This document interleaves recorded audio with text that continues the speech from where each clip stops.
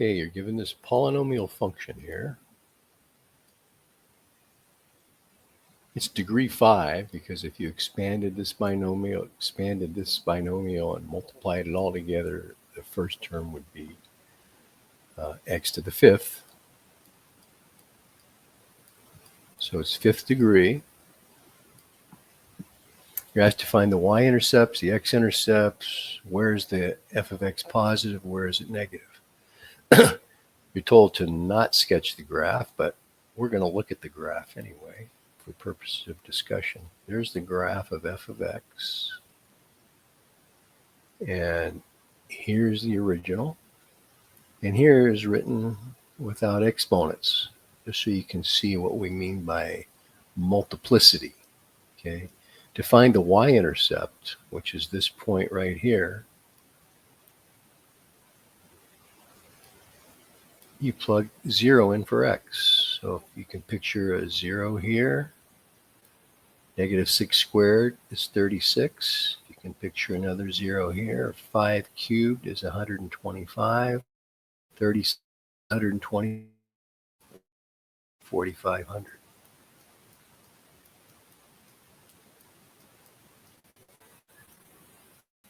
Okay, and of course you're supposed to write the y-intercept as an ordered pair, so that's what the answer should look like. For the x-intercepts, we want to know what values of x return a value of 0 for y, or for the function. So that happens when using what's called the zero product property. When any of these factors is equal to 0, that's the value of when you solve for x that gives a y value of 0. So if x minus 6, the quantity squared, equals 0, then x equals 6. If x plus 5 equals 0, the quantity cubed equals 0, then x equals negative 5. So there are the x-intercepts, 6, 0, and negative 5, 0.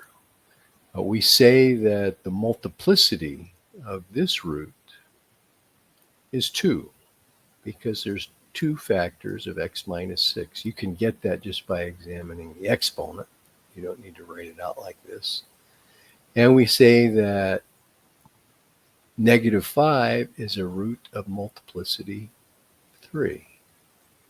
Okay, and when the multiplicity is even, like it is for 6, the graph bounces off the x-axis.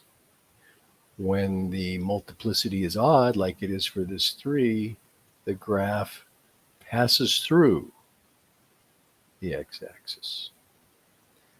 Okay. It turns out if you change these exponents to like 4 and 5, you'd still have the same roots. The curve would just get a little flatter in the vicinity of the roots.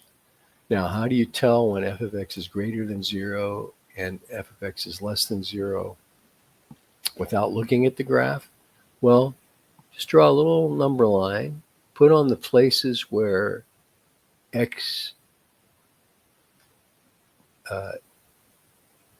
where the x-intercept is, x value is negative 5 or 6. That's where the function is equal to 0. And then pick test numbers in each of these intervals.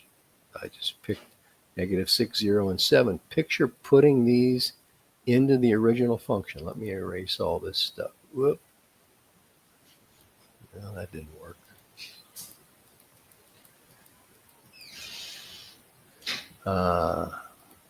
See if I can do it that way. Yeah, that'll work. So if I put negative 6 in for x, you can see that we get negative 6 minus 6 is negative 12. Well, I don't care what number I put in for x. This factor is going to be positive.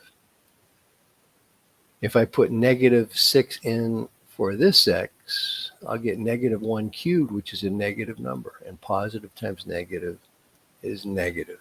And if you look over here at the graph, to the left of negative 5, the graph is below the x-axis.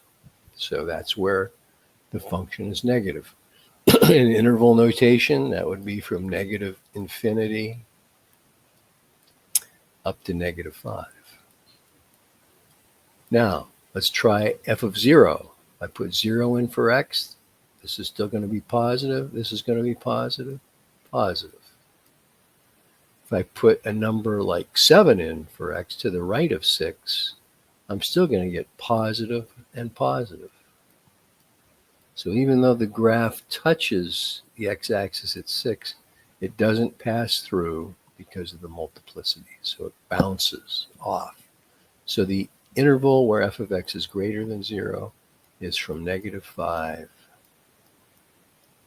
to infinity. There you go. Hope that helped. If you've had any questions, post a comment.